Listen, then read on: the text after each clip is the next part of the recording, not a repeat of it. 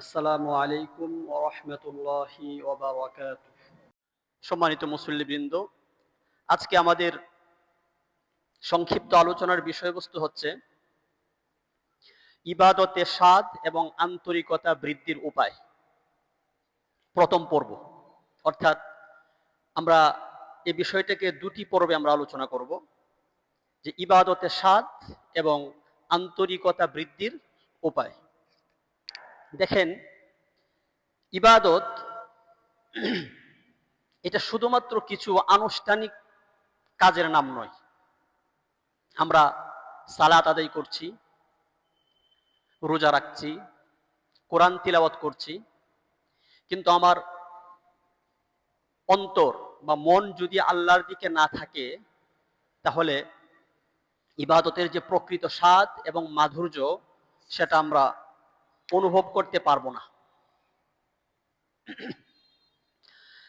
আমরা অনেক সময় ইবাদত করি বা ইবাদত করতে চাই, চেষ্টা করি, কিন্তু আমাদের মন বসে না, আমরা মনকে স্থির করতে পারি না। যেমন আমরা যখন সালাতে দাঁড়াই, তখন আমাদের মন চলে যায় দুনিয়ার নানা চিন্তায়। আমরা কোরআন তিলাওয়াত নিয়মিত করি, কিন্তু আমাদের অন্তর বা দিল নরম হয় না। আমরা আল্লাহর কাছে দোয়া করি, সেই দোয়াতে আমরা যখন নির্জনে কান্নাকাটি করতে চাই, কান্নাটাও কি আসে না। এরকম হয় না? তো এর কারণ হচ্ছে যে ইবাদতের ক্ষেত্রে, যে ইবাদতের যে বাহ্যিক রূপ সেটা থাকলেও অনেক সময় অন্তরে থাকে না আল্লাহর ভয়, আল্লাহর মহত্বের অনুভূতি, আল্লাহর প্রতি ভালোবাসা। এগুলো আমাদের অন্তরে অনেক সময় কি থাকে না। বাহ্যিকভাবে আমি ইবাদত করতেছি, সালাত আদায় করতেছি, রুকু সেজদা করতেছি, হাত তুলে দোয়া করতেছি, কিন্তু ইবাদতের যে অভ্যন্তরীণ যে একটা রূপ আছে সেটা থাকে না। দেখেন, ইবাদত হচ্ছে একটি ব্যাপক পরিভাষা। ইবাদত বলতে এমন কথা এবং কাজকে বোঝায় যেগুলো,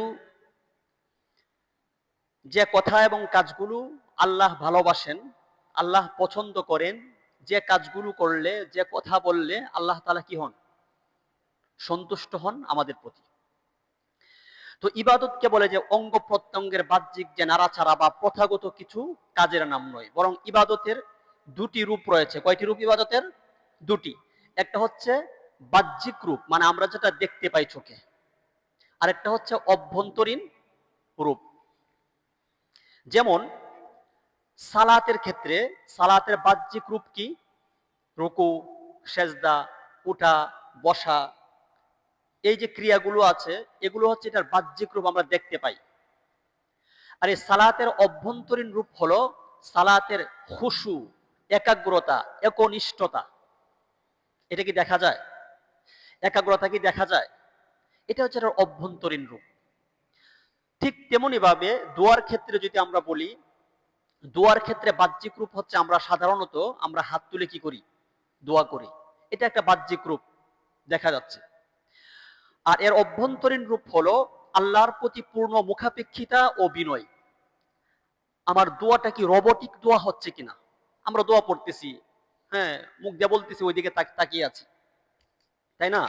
রব্বানা আতিনা বা বাংলায় যা পড়তেছি, নামাজ সালাম ফিরায় দোয়া পড়তেছি, কিন্তু আমার মন অন্যদিকে, আমি তাকিয়ে আছি অন্যদিকে।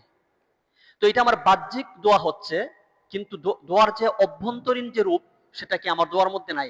একাগ্রতা, বিনয়, আল্লাহর ভয়, অনুশোচনা, অনুতপ্ত, একবার বিনয়ের সাথে আল্লাহর কাছে চাওয়া।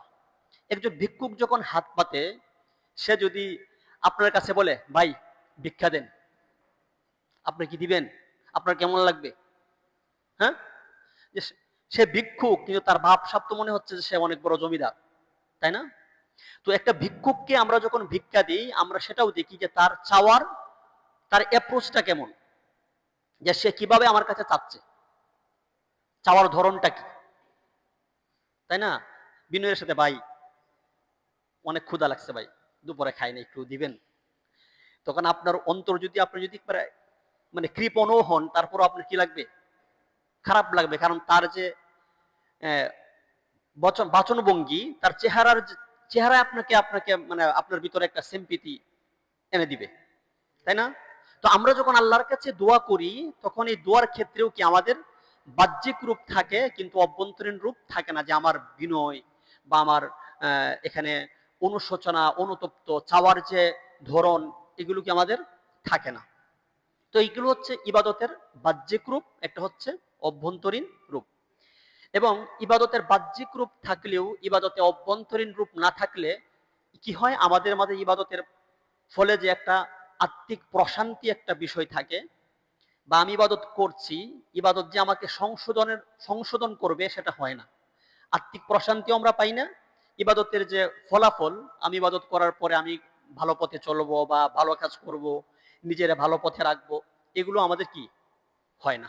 তার কারণ হচ্ছে একটাই, ইবাদতের বাহ্যিক রূপ আছে, অভ্যন্তরীণ রূপ নাই। সুতরাং তো ইবাদতের বাহ্যিক রূপের সাথে যখন অভ্যন্তরীণ রূপের সমন্বয় ঘটবে, তখনই একজন বান্দা ইবাদতের প্রকৃত স্বাদ এবং মিষ্টতা লাভ করতে পারবে। সম্মানিত হাজিরিন, তো আমরা কি কি উপায়ে আমরা ইবাদতের স্বাদ পেতে পারি এবং ইবাদতে আন্তরিকতা বৃদ্ধি করতে পারি? সম্মানিত হাজিরিন, আমি আলোচনার ক্ষেত্রে সবসময় একটা জিনিস আমি চেষ্টা করি, সেটা হচ্ছে মানে আলোচনাটাকে শিরোনাম ভিত্তিক করার জন্য। কারণ দেখা যায় আমরা 40 মিনিট আলোচনা শোনার পরে আমাদের বিষয়গুলো অনেকগুলো মাথায় থাকে না, কিন্তু আমাদের যদি শিরোনামগুলো মনে থাকে, তখন কিন্তু আমাদের মনে রাখাটা কি হয়, সহজ হয়। তো আমরা কি কি উপায়ে বা কোন কোন কাজের মাধ্যমে আমরা ইবাদতের স্বাদ পেতে পারি এবং ইবাদতের যে আন্তরিকতা, একাগ্রতা, একনিষ্ঠতা, এটা কিভাবে আমরা বৃদ্ধি করতে পারি, এ বিষয়ে কথা বলবো। তো ইবাদতের স্বাদ এবং একাগ্রতা বৃদ্ধির 1 নাম্বার যে উপায় যেটা আমি বলবো, সেটা হচ্ছে আল্লাহকে জানা। আল্লাহকে জানা এবং আল্লাহর যে গুণবাচক নামগুলো রয়েছে, সেগুলো কি করা, অনুধাবন করা। তো ইবাদতে একনিষ্ঠতা বা খুশু অর্জনের প্রধান এবং শক্তিশালী মাধ্যম হলো আল্লাহ রব্বুল আলামিনের পরিচয় বা মারিফা অর্জন করা। কারণ মানুষ স্বভাবতই যে সেই সত্তাকেই ভালোবাসে বা এমন সত্তাকে ভালোবাসে এবং ভয় করে যার সম্পর্কে সে কি করে, জানে। যেমন আজ যদি আমাদের মাননীয় প্রধানমন্ত্রী আমাদের যে কাউকে একটা কাজের কথা বলেন, তখন কিন্তু আমরা তার কাজটা বা তার আদেশটা খুবই গুরুত্বের সাথে আমরা কি করব, পালন করব। একটা হচ্ছে গুরুত্ব দিব, এবং আমি এই কাজটা যে করব, সেটা মধ্যে আমি একটা আনন্দও কি করব, অনুভব করব। কারণ প্রধানমন্ত্রীর নির্দেশ, আমি যদি কাজটা ভালোভাবে করতে পারি, অবশ্যই তিনি আমাকে পুরস্কৃত করবেন। কেন আমরা তার আদেশটাকে গুরুত্ব দেই? কারণ আমরা জানি যে তিনি হচ্ছেন রাষ্ট্রের সবচেয়ে ক্ষমতাবান ব্যক্তি। তাহলে আমরা তার সম্পর্কে এটা জানি এবং এটা বিশ্বাসও করি যে তিনি আমাদের দেশের কি সবচেয়ে ক্ষমতাবান ব্যক্তি। এখন কেউ যদি ওনার সম্পর্কে না জানে, তখন তার আদেশের কোনো গুরুত্ব দিবে?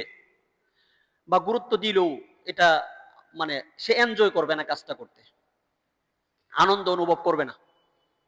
এখন যখন আমরা জানি এবং বিশ্বাস করি যে প্রধানমন্ত্রী তিনি একটা দেশের সবচেয়ে ক্ষমতাবান ব্যক্তি, তার আদেশটা আমাকে গুরুত্বের সাথে আমি পালন করব, পাশাপাশি আমি এখানে কাজটা আমি আনন্দের সাথেই করব,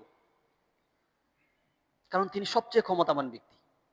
ঠিক তেমনি ভাবে আল্লাহকে না চিনে, তার অসীম ক্ষমতা এবং দয়া সম্পর্কে না জেনে তার ইবাদতে প্রকৃত স্বাদ এবং মিষ্টতা লাভ করাটাও কিনা সম্ভব না। আল্লাহ কে? আল্লাহ কে? তার ক্ষমতা কি? তার পরিচয়টা কি? তিনি কি করতে পারেন, তাই না? তো আমরা যখন আল্লাহ সম্পর্কে, আল্লাহকে জানবো, চিনবো, তখন আমরা তার ইবাদতে কি পাবো, স্বাদ পাবো। এবং আমরা যখন এটা বিশ্বাস করব যে তিনি এই পৃথিবীতে যা কিছু আছে তিনি সবকিছুর চাইতে কি মহান।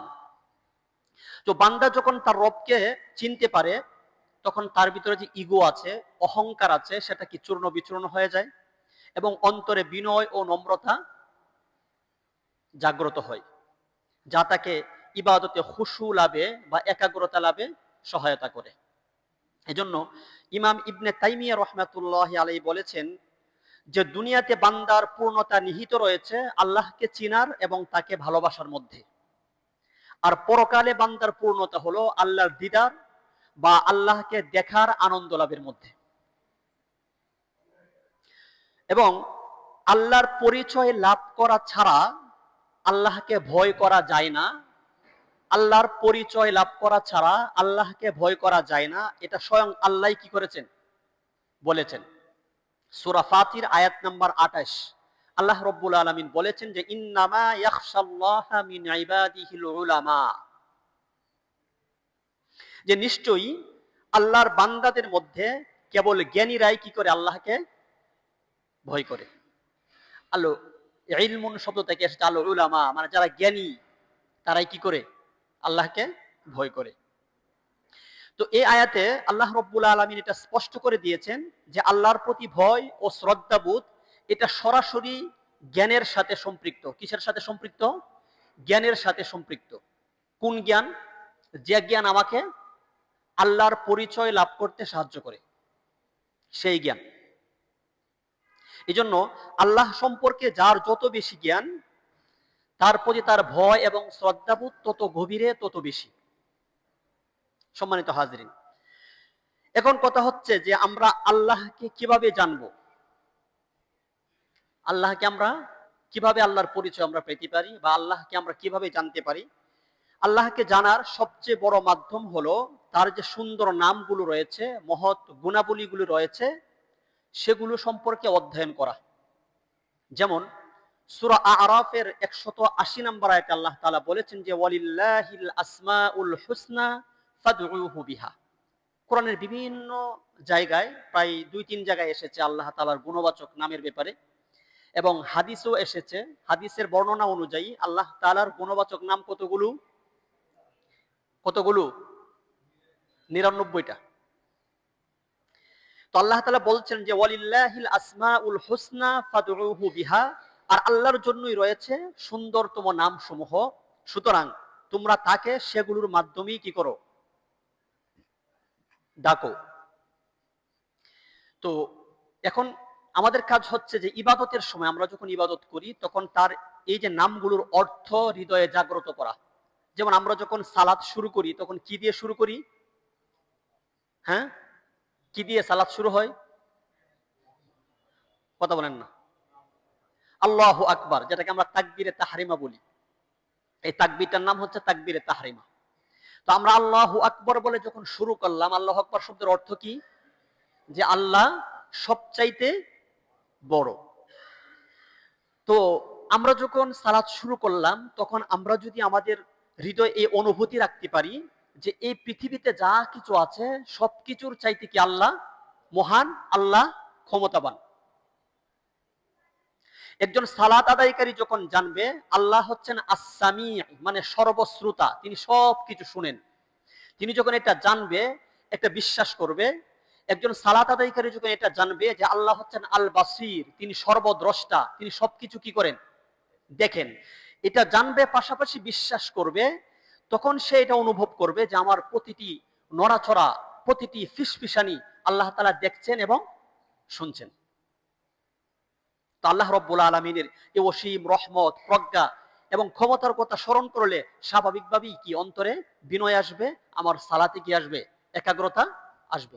আমি যখন দাঁড়াচ্ছি আল্লাহু আকবার, যে আল্লাহ সবচাইতে বড়, আল্লাহ তাআলা আস-সামি, তিনি সবকিছু শুনেন, আল্লাহ তাআলা আল বাসির, তিনি সবকিছু দেখেন, তিনি রহিম, তিনি রহমান, তিনি গফফার, তিনি সাত্তার, তিনি রাজ্জাক, এই যে গুণবাচক নামগুলো আছে, আমি যখন জানবো যে তিনি সব ক্ষমতার অধিকারী, তিনি রিজিক দাতা, তিনি অত্যন্ত দয়ালু, আল্লাহ সম্পর্কে যখন এই জিনিসগুলো আমার ভিতরে থাকবে আমার সালাত আদায়ের সময়, তখন আমার ভিতরে এমনি কি আসবে, বিনয় আসবে, আমার সালাতের একাগ্রতা কি হবে, বৃদ্ধি পাবে। তো আল্লাহ তাআলাকে জানার দ্বিতীয় নম্বর উপায় হচ্ছে যে আল্লাহ তাআলার সৃষ্টি নিয়ে চিন্তা গবেষণা করা। আল্লাহর পরিচয় এবং তার তার প্রতি ভালোবাসা বৃদ্ধির অত্যন্ত কার্যকরী একটি উপায় হচ্ছে তার সৃষ্টি নিয়ে তাফাক্কুর করা বা চিন্তা করা। যেমন মহাবিশ্বের বিশালতা, তারপরে প্রকৃতির নিখুঁত ভারসাম্য, আল্লাহ তাআলার সৃষ্টির যে বৈচিত্র্য, এগুলো নিয়ে কি করা? তাফাক্কুর করা, চিন্তা করা। তো এগুলো নিয়ে যখন আমরা ভাববো, এগুলো নিয়ে যখন আমরা চিন্তা করব, তখন আমাদের অন্তরে স্রষ্টার প্রতি এক ধরনের ভালোবাসার কি হবে? জন্ম হবে। তো এই জন্য আল্লাহ রাব্বুল আলামিন সূরা আল ইমরানের 191 নম্বর আয়াতে জ্ঞানীদের বৈশিষ্ট্য বর্ণনা করেছেন যে জ্ঞানী কারা। পূর্বের আয়াতে তো আল্লাহ তাআলা বলছেন যে আল্লাহর সৃষ্টির মধ্যে একমাত্র জ্ঞানীরাই কি করে? আল্লাহকে ভয় করে। তো আল্লাহ তাআলার ভাষ্য অনুযায়ী জ্ঞানী কারা?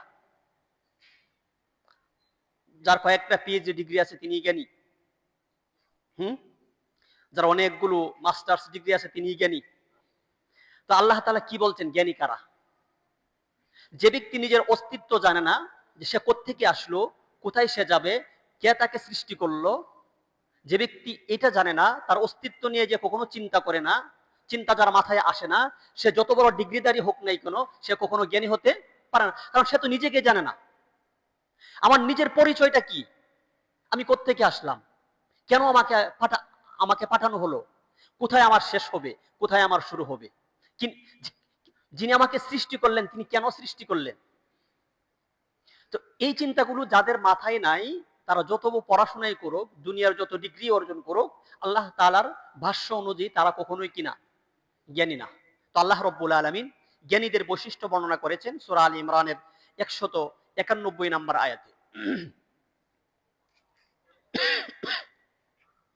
আল্লাহ রাব্বুল আলামিন বলছেন, ইন্না ফি খালকিস সামাওয়াতি ওয়াল আরদি ওয়াখতিলাফিল লাইলি ওয়ান নাহারি লাআয়াতিন লিউলিল আলবাব الذين يذكرون الله قياما وقعودا وعلى جنوبهم ويتفكرون في خلق السماوات والأرض ربنا ما خلقت هذا باطلا سبحانك فقنا عذاب النار إن في خلق السماوات والأرض واختلاف الليل والنهار لآيات لأولي الألباب নিশ্চয় আসমান এবং জমিনের সৃষ্টিতে, রাত এবং দিনের পরিবর্তনে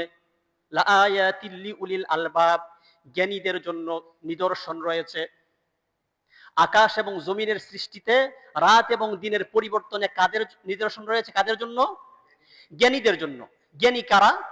আল্লাহ তাআলা পরবর্তী অংশে বলছেন, আল্লাযীনা ইয়াযকুরুনাল্লাহা কিয়ামান ওয়া কুউদান ওয়া আলা জুনুবিহিম ওয়া ইয়াতাফাক্কারুনা ফি খালকিস সামাওয়াতি ওয়াল আরদ রব্বানা মা খালাকতা হাযা বাতিলান সুবহানাকা ফাকিনা আযাবান নার। যে যারা দাঁড়িয়ে, বসে, শুয়ে আল্লাহকে স্মরণ করে, জ্ঞানী কারা? যারা দাঁড়িয়ে, বসে, শুয়ে আল্লাহকে স্মরণ করে, ওয়ায়াতাফাক্কারুনা ফি খালকিস সামাওয়াতি ওয়াল আরদ এবং আকাশ এবং জমিন নিয়ে কি করে? তাফাক্কুর করে, চিন্তা করে, তারাই হচ্ছে কি? জ্ঞানী। যারা আল্লাহর সৃষ্টি নিয়ে কি করে? চিন্তা করে এবং প্রত্যেকটা কাজের সময় কি করে? আল্লাহকে স্মরণ করে, সৃষ্টিকর্তাকে কি করে? স্মরণ করে। এবং আল্লাহর সৃষ্টি নিয়ে তাফাক্কুর করার পরে, চিন্তা করার পরে সে বলতে বাধ্য হয়, রব্বানা মা খালাকতা হাযা বাতিলা, হে আমার রব, আপনি এই আকাশ এবং জমিনের কোনো কিছু অনর্থক সৃষ্টি করেননি। সুবহানাকা ফাকিনা আযাবান নার, আপনি মহান, আপনি পবিত্র, আপনি আমাদেরকে জাহান্নাম থেকে রক্ষা করুন। তো যারা আল্লাহ তাআলার সৃষ্টি নিয়ে চিন্তা করে, আল্লাহ তাআলাকে স্মরণ করে, তারাই হচ্ছে কি? জ্ঞানী। সম্মানিত হাজিরিন, তো এই তাফাক্কুর বা চিন্তা ভাবনার ফলে মানুষ নিজের ক্ষুদ্রতা, নিজের সীমাবদ্ধতা, নিজের অক্ষমতা সম্পর্কে উপলব্ধি করতে পারে, যা যেটা তাকে অহংকার থেকে দূরে রাখে এবং ইবাদতের সময় আল্লাহর সামনে চূড়ান্ত নম্রতা নিয়ে দাঁড়াতে সাহায্য করে, যে আমি তো কিছুই না, আমি তো একেবারেই ক্ষুদ্র, একেবারেই অক্ষম। আমি যার সামনে দাঁড়িয়েছি তার সামনে নামাজে দাঁড়ানো অনেকেই বুক ফুলায় নামাজ দাঁড়াতেছে, যে কোনো বিনয়ী নাই, দুপুদ্দা পুরো সেজদা করতেছে, তাই না? দায়া হুড়পাড় করে, মানে আমি যে আল্লাহর সামনে দাঁড়াচ্ছি, আমার বডি ল্যাঙ্গুয়েজ কি তা বলে না। তো আমার তো বডি ল্যাঙ্গুয়েজ বলে দিবে যে আমি কোথায় দাঁড়াচ্ছি। আপনি যত বড় ব্যক্তি হন না কেন পৃথিবীর, মসজিদে যখন আসতেন তখন আপনি একজন গোলাম, আমি একজন কি গোলাম। আমার বডি ল্যাঙ্গুয়েজে সেই ভাবটা থাকতে হবে। এখানে কোনো ইগো নিয়ে আসা যাবে না। মসজিদে আইসেও কি অনেকেই মানে এরকম ভাবসাব যে তিনি একেবারে পৃথিবীর অনেক কিছু। এখানে আমরা অহংকারটা, আমাদের ইগুটাকে কি করতে পারি না, আমরা মসজিদে এসেও কি পারি না। মসজিদে এসেও কি পণ্ডিতি মাতাব্বরি করা শুরু করি। হ্যাঁ, তো তাহলে আপনার সালাত আদায় করে লাভ কি হবে ভাই? আপনি তো আল্লাহর ঘরে আসছেন, এই গোটা পৃথিবী যিনি সৃষ্টি করছেন, আপনি তাকে সেজদা করার জন্য আসছেন। তো আপনার বডি ল্যাঙ্গুয়েজে তো অহংকার ভাব থাকবে না। এখানে বিনয়ের সাথে কি করতে হবে? দাঁড়াতে হবে। প্রত্যেকটা কাজ আমাকে খুব ধীরস্থির ভাবে বিনয়ের সাথে নম্রতার সাথে কি করতে হবে? আমাকে করতে হবে।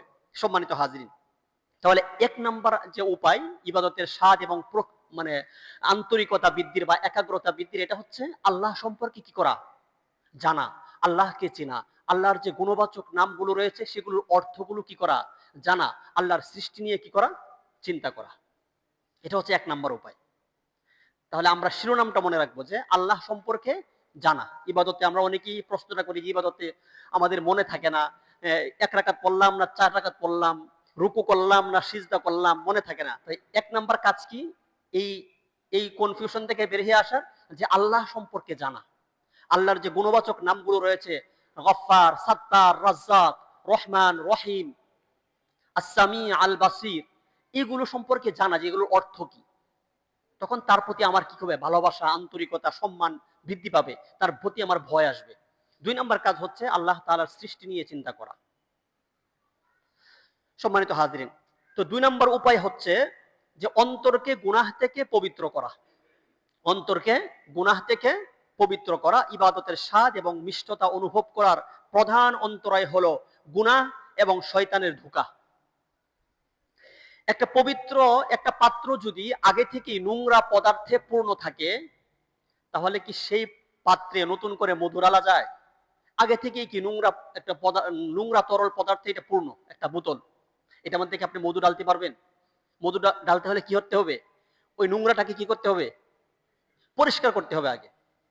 তো ঠিক তেমনি ভাবে গুনাহ এবং দুনিয়ার মোহে পূর্ণ অন্তর, সেই অন্তরও কি ইবাদতের স্বাদ কখনো প্রবেশ করতে পারে না। এজন্য ইবাদতের স্বাদ এবং খুশু বা একাগ্রতা বৃদ্ধির জন্য আগে আমার অন্তরকে পবিত্র করতে হবে। কারণ মানুষ যখন ক্রমাগত ছোট বড় গুনাহ করতে থাকে, আমরা তো গুনাহ করি, এটা তো আমাদের অভ্যাস, এবং আমরা গুনাহ করি, এটাই স্বাভাবিক। কিন্তু এটার জন্য মুক্তির পথ আছে। গুনাহ থেকে বেঁচে থাকার জন্য চেষ্টাও আমাকে করতে হবে। তারপরেও হয়ে যায় আল্লাহর কাছে আবার কি আছে? এটার ক্ষমাও আছে। তো আমরা যখন ক্রমাগত ছোট বড় গুনাহ করতে থাকি, তখন মানুষের অন্তরে এক ধরনের কালো দাগ বা মরিচা পড়ে যায়, যে দাগ তাকে আল্লাহর পরিচয় এবং ইবাদতের স্বাদ থেকে বঞ্চিত করে। এজন্য আল্লাহ রাব্বুল আলামিন কোরআনে কারীমে এই মরিচার কথা উল্লেখ করেছেন। সূরা মুতাফফিফিনের 14 নম্বর আয়াতে আল্লাহ তাআলা বলেছেন যে কাল্লা বাল রানা আলা কুলুবিহিম মা কানু ইয়াকসিবুন। রানা মানে মরিচা, জং। আল্লাহ তাআলা বলছেন যে কখনোই না, কখনোই না, বরং তারা যা অর্জন করেছে, অর্থাৎ তারা যে গুনাহ করেছে, এটাই, এই গুনাহগুলোই তাদের অন্তরে জং বা মরিচা ধরিয়ে দিয়েছে। এবং এই আয়াতের সাথে রিলেটেড একটা হাদিসও এসেছে সুনানে তিরমিজির 3334 নম্বর হাদিস, আন আবি হুরায়রা রাদিয়াল্লাহু তাআলা আন রাসূলিল্লাহ সাল্লাল্লাহু আলাইহি ওয়াসাল্লাম قال ইন্নাল আবদা ইযা আখতাআ খাতিআতান নুকিতাত ফি কলবিহি নুকতাতুন সাউদাউন, যে বান্দা যখন কোনো গুনাহ করে তখন তার অন্তরে একটা কালো দাগ পড়ে যায়। ফাইদা হুয়া নাজাগা, অতঃপর সে যখন আবার গুনাহ ছেড়ে দেয়, গুনাহ পরিত্যাগ করে, ওয়াস্তাগফারা, ক্ষমা প্রার্থনা করে, ওয়াতাবা, এবং তাওবা করে, সুকিলা কলবুহু, তখন তার ওই দাগটাকে, অন্তরটাকে পরিষ্কার এবং দাগমুক্ত করে দেওয়া হয়। ওয়াইনা আদা, আবার সে যখন এটার পুনরাবৃত্তি করে, আবার সে যখন গুনাহ করে, জিদা ফিহা, সেই দাগটা কি করতে থাকে? বৃদ্ধি পেতে থাকে। হাত্তা তাআলুয়া কলবাহু, এবং এক সময় তার অন্তরটাকে এই দাগ কি করে? পুরা ঢেকে ফেলে।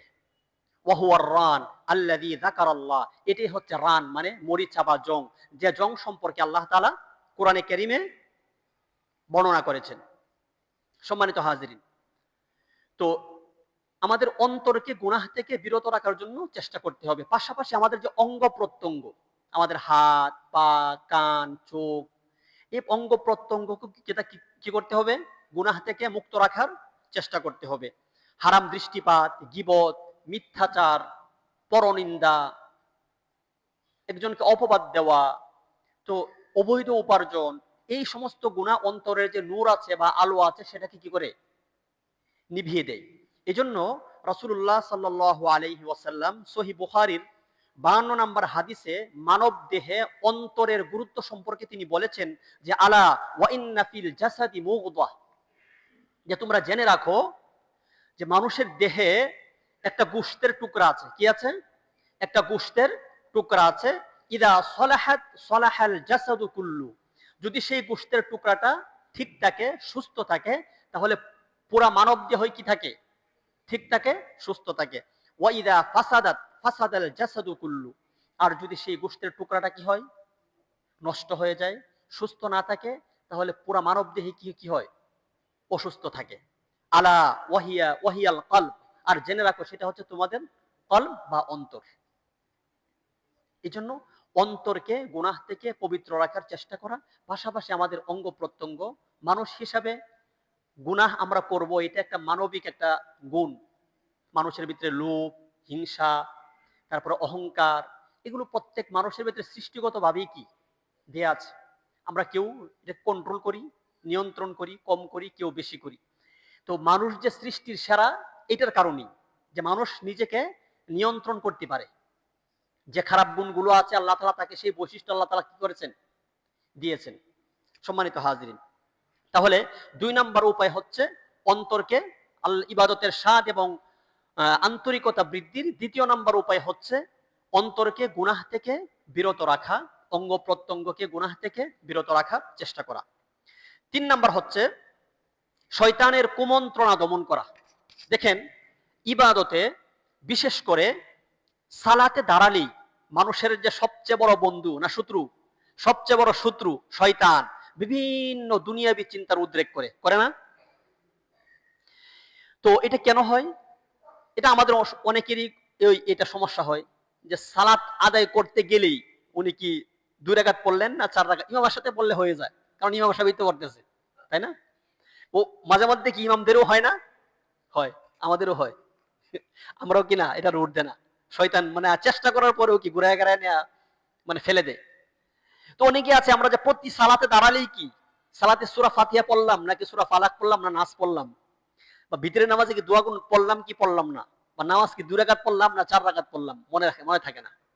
তো শয়তান কি করে? বিভিন্ন এমন এমন চিন্তার উদ্রেক করে যে চিন্তাগুলো নামাজের বাহিরে আসে না, এবং এমন এমন গুরুত্বপূর্ণ চিন্তা যেগুলো একবার খুবই আমার জন্য খুবই সিরিয়াস, এরকম চিন্তাগুলো আনে। কারণ হচ্ছে যে সালাত হচ্ছে বান্দা এবং তার রবের মাঝে সরাসরি একটা কথোপকথন বা একটা কানেকশন, একটা সংযোগ। বান্দা এবং আল্লাহর মাঝে সরাসরি কানেকশন হচ্ছে কি? সালাত। তো শয়তান যে কোনো মূল্যে এই কানেকশন, এই সংযোগটাকে ছিন্ন করতে চায়। কারণ আল্লাহর সাথে যদি আপনার কানেকশন হয়ে যায় তখন এটা তার জন্য খুবই কি ক্ষতিকর। এই জন্য শয়তান যে কোনো মূল্যে এই কানেকশন কি করবে? ছিন্ন করবে। তো এই নামাজের মধ্যে মনোযোগ নষ্ট করার জন্য শয়তানের একটা স্পেশাল ফোর্স আছে, একটা বিশেষ বাহিনী আছে, যে বাহিনীর প্রধানের নাম হচ্ছে খিনজাব। বাহিনীর প্রধানের নাম কি? খিনজাব। সহি মুসলিমে হাদিসটি এসেছে 2203 নম্বর হাদিস। হযরত উসমান বিন আবিল আস রাদিয়াল্লাহু তাআলা আনহু একবার রাসূল করিম সাল্লাল্লাহু আলাইহি ওয়াসাল্লামের কাছে গেলেন এবং তিনি অভিযোগ করলেন যে রাসূলুল্লাহ, যে শয়তান আমার সালাত এবং কোরআন তেলাওয়াতের মধ্যে প্রতিবন্ধকতা সৃষ্টি করে, বাধা সৃষ্টি করে, আমাকে সন্দেহে ফেলে দেয় যে আমি কি পড়লাম আর কি পড়লাম না, কি পড়লাম কি পড়লাম না। তো রাসূল সাল্লাল্লাহু আলাইহি সাল্লাম তখন তাকে একটি অসাধারণ এবং কার্যকরী সমাধান দিয়ে বলেন যে যালিকা শাইতান, যে এটা হচ্ছে শয়তান। ইকালু লাহু খিনজাব, এই শয়তানের নাম কি? খিনজাব। ফাইদা আহসাসতাহু, তুমি যখন সালাতে তার উপস্থিতি অনুভব করবে, সে যখন তোমাকে কুমন্ত্রণা দিতে শুরু করবে, তুমি সেটা বুঝতেই পারবে, তখন তুমি ফাতাআউযাদ বিল্লাহি মিনহু, তখন তুমি তার থেকে আল্লাহর কাছে আশ্রয় প্রার্থনা করবে। অর্থাৎ তুমি পড়বে আউযু বিল্লাহি মিনাশ শাইতানির রাজিম ওয়াতফিল আলা ইয়াসারিকা সালাসান, এবং তোমার বাম দিকে 3 বার হালকা থুথু নিক্ষেপ করবে। অর্থাৎ নামাজের মধ্যে তো থুথু ফেলা যাবে না, মানে বান করা আর কি, মানে বাতাস ফেলা, যাতে করে শয়তান কি হয়? অপদস্থ হয়। তাহলে যাদের আমাদের অভিযোগ যে নামাজের মধ্যে আমরা শয়তান আমাদেরকে ধোকাই ফেলে, আমরা কি কাজটা করব? আউযু বিল্লাহি মিনাশ শাইতানির রাজিম পড়ে বাম দিকে, ওই দিক না থেকে আমার গায়ের দিকে বাম দিকে তাকিয়ে 3 বার কি থুতু ফেলার মতো বাতাস ফেলবো। তো সাহাবী বলেন যে আমি এই কাজ করার পর শয়তানকে আল্লাহ তাআলা আমার থেকে দূর করে দিলেন। তো নামাজের মধ্যে যদি ওয়াসওয়াসা আসে, এরকম ধরনের কনফিউজড আমরা হই, তাহলে কি করব? আউযু বিল্লাহি মিনাশ শাইতানির রাজিম কি জোরে পড়বো নাকি চিল্লান দিয়ে পড়বো? আস্তে আস্তে পড়বো। আস্তে আস্তে পড়ে আবার দেখেন পাশের যে আছে তাকে আবার থুতু দিয়েন না, মানে থুতু ফেলার মতো ভান করবে, মানে বাতাস ফেলার মতো, মানে যাতে সে লাঞ্ছিত হয়। একজনকে জুতার বাড়ি দিলে কি জুতার বাড়ি হয় নাকি? দেখাইলেই হয়। তো এই শয়তান কি হবে? অপদস্থ হয়ে চলে যাবে। সম্মানিত হাজরিন, সেই সাথে আল্লাহ রাব্বুল আলামিন শয়তানের ধোঁকা থেকে বাঁচার জন্য সরাসরি তার কাছে আশ্রয় চাইতে নির্দেশ দিয়েছেন। সূরা আরাফ আয়াত নম্বর 200 আল্লাহ রাব্বুল আলামিন বলেছেন, ওয়া ইম্মা ইয়ানজাগান্নাকা মিনাশ শাইতানি নাযগুন ফাস্তাইয বিল্লাহ ইন্নাহু হুয়াস সামিউল আলিম। আর যদি শয়তানের পক্ষ থেকে কোনো প্ররোচনা তোমাকে প্ররোচিত করে, তবে তুমি আল্লাহর আশ্রয় প্রার্থনা করো, নিশ্চয়ই তিনি সর্বশ্রোতা, তিনি সর্বজ্ঞ। নামাজের বাহিরে ছাড়াও যদি আমাকে শয়তান দেখতেছে যে আমাকে একটা কাজের প্রতি আমাকে প্রলুব্ধ করতেছে, আর মন চাইতেছে কাজটা খারাপ, তারপরও বলতেছে করে ফেল। তো এই ধরনের প্ররোচনা যখন আসবে, তখনও কি আল্লাহর কাছে আউযু বিল্লাহি মিনাশ শাইতানির রাজিম পড়া, আল্লাহর কাছে কি করা? আশ্রয় চাওয়া। 4 নাম্বার হলো ইবাদতের স্বাদ এবং আন্তরিকতা বৃদ্ধির 4 নাম্বার উপায় হচ্ছে অন্তরকে ঘষা মাজা বা পলিশ করা।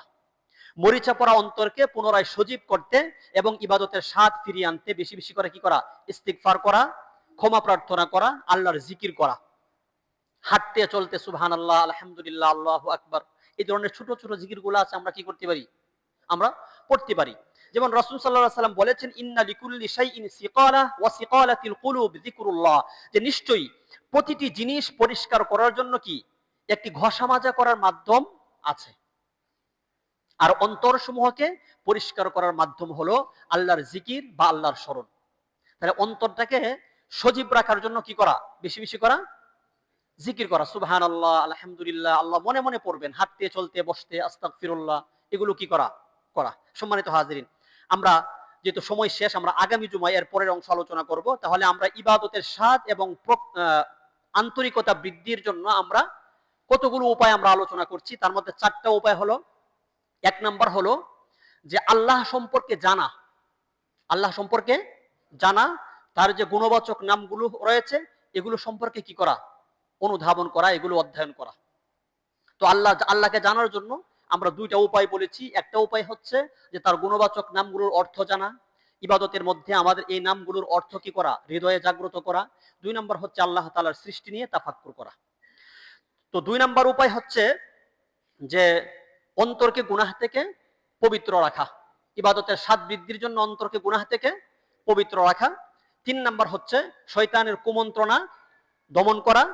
4 নাম্বার হচ্ছে অন্তরকে কি করা? পলিশ করা, ঘষা মাজা করা, মানে জিকির আজকার ইস্তেগফার এগুলো বেশি বেশি করে করা। আল্লাহ রাব্বুল আলামিন আমাদের সকলকে আমল করার তৌফিক দান করুন। ওমা আলাইনা ইল্লাল বালাগ।